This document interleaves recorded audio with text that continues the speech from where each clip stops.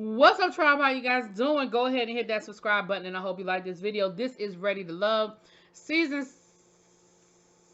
7, Episode 4. So we start this episode off. It's a men. I mean, the men have the power this week. It's a women's elimination week, and the men are meeting down at the dock of the bay to go do a little fishing. I thought that was cute, a little different. They weren't in the lounge. It was a different environment. The guys got a chance to kind of talk a little bit. Who's your number one? You feeling somebody? Y'all feeling somebody? How's the process going for you? And then Tommy shows up, and I was like, oh, okay. So, so Tommy talks to the guys. How's everything going? You think you found your, they chopping it up. So then Tommy says, listen, I got a couple of curveballs coming at you. The first one is taking everybody on a yacht party, right? Tomorrow, we're going out on the yacht, and we're going to have a yacht party. And so they were like, oh, my gosh, Tommy, that sounds like fun. Because at first they were like, oh, Lord, a curveball, what he got now, what he have going on now. But they were like, okay, that's cool. All right, I can feel that. So, before the yacht party, though, of course, we got a couple of dates, okay? We got a couple of dates. So the first date we have Mr. Does it seem like it's not a lot of people left? I feel like, we in week 4. I don't know. I just feel like it didn't seem like it was enough guys there. When they were out there fishing, it just seemed like it wasn't enough guys. I feel like all the guys weren't there. But anyway, first we have a date between Jeffrey and Mark Anthony. They were out. They were at one of those bars that have like the little rodeo thing where you can get on the bull, whatever. So Mark Anthony did it, and then Jeffrey did it. She said she was scared, but she did it anyway. They ended up having a good conversation. She brought up, she talked about having kids. And listen, let me say this. I like the fact that a lot of these conversations are the real conversations that need to be had, right? You don't have to necessarily meet my kids, but I need to know how you feel about kids because I have them, and they're important. And if that's an issue, that's cool. We can move on. And that's all I was saying about Blake in the first episode when they were doing the whole meet and greet. It's okay if you don't want kids, but just be honest and upfront about it. You know what I mean? Like he said one thing to one person and something. Okay, I'm not going backwards. Okay. And I will say this, child, Blake is growing on me. Lord, Blake is growing on me. By the end of this episode, I really wasn't that mad at Blake anymore. I'm be honest with y'all. And y'all know I wasn't feeling Blake in the first 2 or 3 episodes, but honestly, I'm feeling a little different. And I must apologize to Paul 100 sightings, the PO, who is from the first DC season, or was he the second season? Paul was the second season. He was the second DC season. We do a panel together, and he said he said, give Blake a chance. Blake is going to grow on you. And he was absolutely correct. So when we do the panel this week, I'm going to have to let him know you were right. I was wrong. He grew on me. Okay. Then we had Blue went on a date with Marcia. Marcia is very, I don't like this. I don't like that. I don't like this. I don't like that. I'm not doing this. I'm not doing that. No, absolutely not. Blue was talking about going away to the cabin. Ugh. What are you going to do with the cabin? Why would I go there? What are we going to do? I don't like animals. He was like, you don't like any animal? You can see the look on his face like, nothing? You don't like no animals? And she's just, I wrote in my notes, this very restrictive. So she's the other one that when, Lyndon tried to, kiss her, she was, ugh, So I don't know, Marcia, girl, you're beautiful, but you giving me nobody gonna want to rock with you vibes. You're gonna be in trouble in a minute. So we all get together to go on the yacht party. And we find out that Andre has left the process because he tested positive for the Roni. And he is going to withdraw from the process. And I understand that because by the time, like last season, we had somebody that tested positive and they stayed in the process. But Tommy said he has made the decision. So he chose to withdraw from the process. He said just out of an abundance of caution to everybody, he just, decided to withdraw. And I liked Andre, and I feel like Andre was going to give us some situations. I feel like he was going to get into some entanglements. So at least we're going to get a new hairdo every week, okay? So on the boat, here's some of the conversations, child. We saw, I wrote, Camille and Andre had Andrew. Andrew. They had a really good conversation. We haven't seen a lot of him. He's the one that's the nurse. Beautiful chocolate brother. But she's upset. You know, I mean, she was sad to see Andre go because her and Andre had that really deep date last week where she cried and everything and opened herself up to him. But she was talking to Andrew, and you know, they had a good conversation about children and again the commitment that it takes. She said, I definitely need to know that children are important because my kids come first. And so he talked about his kids and how, with his daughter, how she, he was like, I'm the first man she's going to be, that she's going to love. And I need to let her know and set the standard for how she should be treated and what the expectation is so that she knows she doesn't have to deal with no bull hockey from nobody else. And so they had a really good conversation. Camille gives very cerebral conversations. They're deep. They're not surface. She don't do no surface. It ain't no, hey, how you doing? Did you catch the game last night? Oh, no. We're going to go deep, player. And I like that about her. I do. Blake, he bought a gift for Susu. He calls her Susu. He said, I really appreciate the conversation we had last week, when you had to basically give me my remediation. He said, I feel like you went above and beyond, that you didn't have to really do all of that, and I definitely appreciate that. So he bought her a little gift. I thought it was cute. I thought it was a lot, Blake. And I feel like you were doing it for attention. I definitely feel like you were doing it for the camera. If I'm being honest, because you was looking right at the camera when you was giving it to her. But I ain't mad at you because I ain't going to never say no to a gift, okay?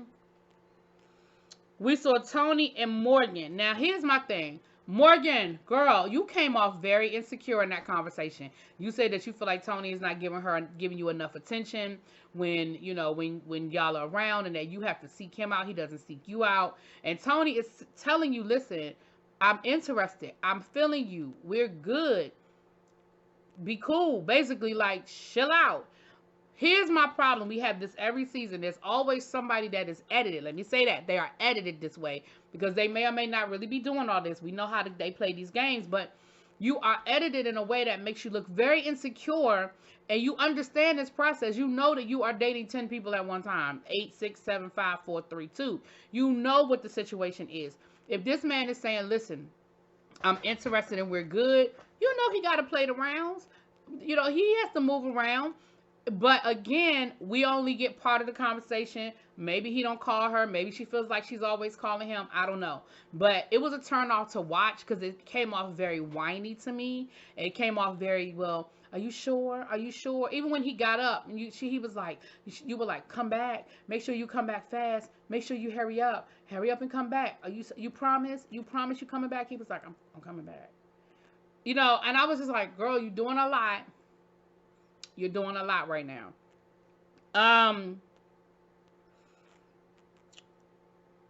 So now they're playing the games. They're doing like 20 questions. You pull it out, and you have to do what's in the. It wasn't even no truth or dare. It was just you pull out something out, and you have to do what's in there. So Mark Anthony pulled it out, and it says you have to give a foot rub to your top person. So he gives out 2 foot rubs. He gives Jeffrey a foot rub and Mercedes because he said basically, like, I ain't going to choose between the two. Mercedes and Jeffrey were both, Mercedes and Jeffrey were both unimpressed with the foot rub. But, child, y'all in a room full of people on a boat, child. And he don't know where your feet been. Listen. I had an ex-boyfriend that had a foot fetish. So I always knew that I need to make sure that, I'm telling too much of my business. Just know that a good foot rub is a good thing. Moving on. We saw more. So then they had to say who were the 3 sexiest. Morgan pulled a question, and you had to identify your 3 sexiest. And here, Morgan, is where I feel like a red flag went off for me right here with you. I feel like you were being very petty in this moment, and you were trying to get Tony's attention. Because after you just had that whole conversation with him, talking about he don't pay enough attention to you and you feeling him and you not sure if he feeling you and blah, blah, blah, blah, blah. When you had an opportunity to let everybody know that he was your number one and sort of put everybody on notice and let him know that you were just as interested, you didn't do it. When you could pick the top 3 sexiest, you picked Lyndon first, then you picked Marcia, then you picked yourself. Now, I ain't mad at you for picking yourself. I'm not even mad at you for picking Marcia or Lyndon. But Tony should have been at least one. I ain't even going to say he had to be the first one out your mouth. But he definitely should have been one of the people that you said. Because, again, if you're dating with intention, now you're playing games. That's how that came off to me. You playing games. Jeffrey, Mark Anthony had to kiss the person that, I think it was, that, I don't know how Mark Anthony got into this again, but he had to kiss somebody, so he chose to kiss Jeffrey, right? And of course, you know, they had to pan over to Mercedes, and Mercedes was just like, okay, all right, you know, you kissing her, okay. Corvea had a conversation with what's his face? The guy with the eyes. And it came up again. She went deep. She talked about how, you know, she came from the hood. You know, she grew up in the projects. Her parents didn't have a lot of money. And she even talked about how her mom, like, put her out the house, like, at a young age. She was over 18. But basically, like, no, you can't live here. You need to go out in the world and you need to figure it out. You need to get what you need to get. And she said that it was kind of harsh, but in hindsight, she appreciated it. She appreciated the fact that her mother pushed her out there because it made her grow up and it made her, you know, do some things, and it, you know, put her in a position where she is now, where she's in a successful place that she is now.